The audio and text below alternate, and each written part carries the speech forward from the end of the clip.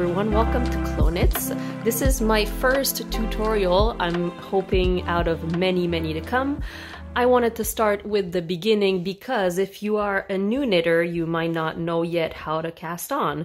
But if you are an experienced knitter, you might know way too many ways to cast on. And as a professional knitter, a lot of people ask me, which cast on do you prefer for this type of knit or this type of garment or things like that? So I am going to show you the one cast on to rule them all, which means it is the cast on that I almost always use. There are instances where I'm going to use a different one, but this one, if I'm just being told in a pattern to cast on, this is the one I will use.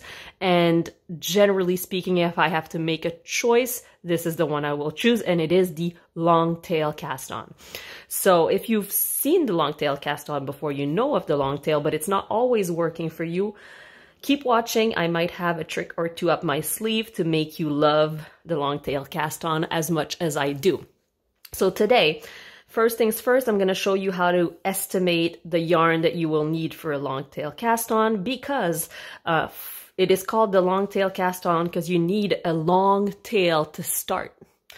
But sometimes if you have 200 stitches to cast on, you might not know how much yarn to take, and then you start casting on, run out of yarn in the middle, and it's very discouraging. So here's how I do my estimation for my long tail cast on. I have the needles I'm going to use for my project, and let's say the pattern asks me to cast on 40. So I'll go, that's twice around, 3, 4, 5, 6, 7, 8, 9, 10. So that's 10 times around. That will give me approximately 10 stitches. Whoop. I'll take it out. I'll measure it double, which is 20 stitches. And then I'll take that whole section and double it again, and that'll give me 40 stitches. So then I'll hold here. This is my 40 stitches. So this is where I'm going to start my cast on at this point. I might want to add a little bit more if I'm worried. If I'm not sure, more is always better. So I can like go a little bit longer just for the heck of it. In order to start my long tail cast on, I go together inside, I close everything here onto the yarn, and I open up.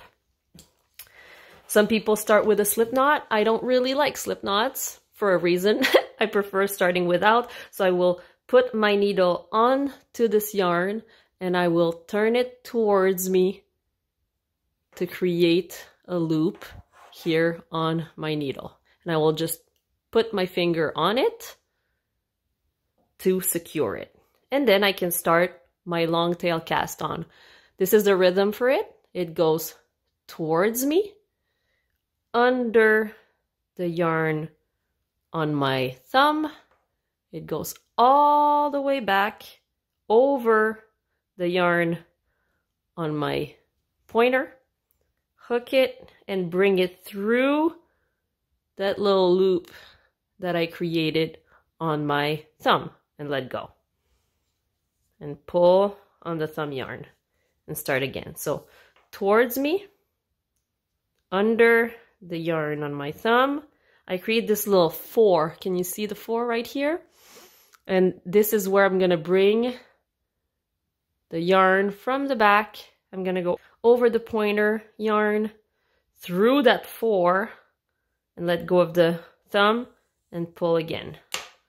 Towards me, scoop it, go scoop the pointer through the hole, let go, and pull. And you can readjust at any time. You have still your yarn waiting for you. By the way, the yarn that's not attached to the ball is in the front. And then I pinch, I go in, I close everything, and I open up. So I go towards me, under, over, through the hole. Boop. Towards me, under the yarn on the thumb, over the yarn on the pointer, bring it through, and pull.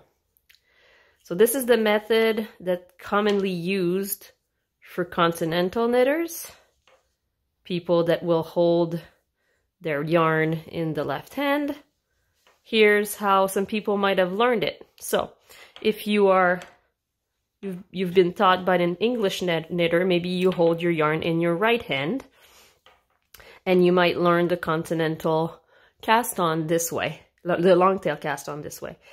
You will hold your yarn in your hand, you will scoop the yarn with your thumb, bring your needle through the same way, and then go around the needle and bring the thumb yarn back in the back here. So again, scoop this way, go under, go around, bring it back here. So it's like you're doing an E-wrap cast on. If you've learned an E-wrap cast on like this before, whoop. It's the same thing here, but you will knit that stitch and bring it back out. So here, here, here. Like this, around and out.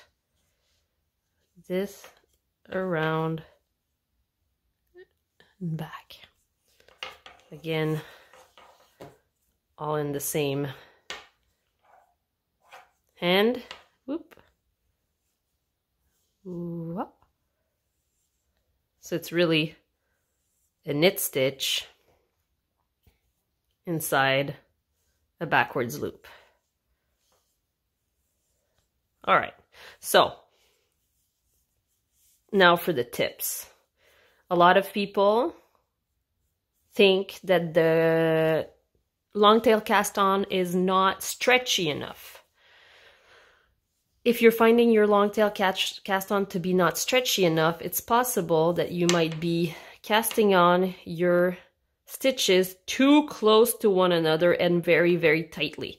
So if you bring those stitches very close to one another on the needle and pull really hard, what's going to happen is your stitches are going to be very tight on your needle, and there's not going to be much stretch underneath here between your stitches, whereas mine have quite a bit of stretch underneath the stitch, which is where we need the stretch in order to, let's say, slip a sock on, right? So when you're casting on, give yourself space. When I put my finger here, it allows me to keep space between, between my stitches. Here, here, see how my finger kind of guides where that stitch is gonna go?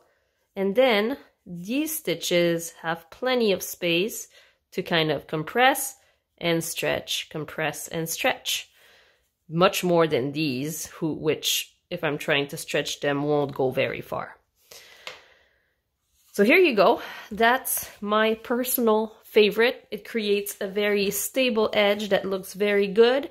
It creates also an edge that looks like the beginning of a knit stitch. So this cast on will be considered, for me, this is the front of the work, and this would be the wrong side of the work because there are little bumps that resemble purl bumps. So when I do a long tail cast on, I consider this to be my row number 1. And if I turn around and start knitting, I will start knitting row number 2. And this will be the wrong side. So I hope you learned a little something about the long tail cast on. If this was your first time trying it, let me know. Please leave a comment and let me know if you learned something. If you like this tutorials, please leave a comment, give me a thumbs up, subscribe, and if you feel like it, you might even want to buy me a virtual coffee. Happy knitting!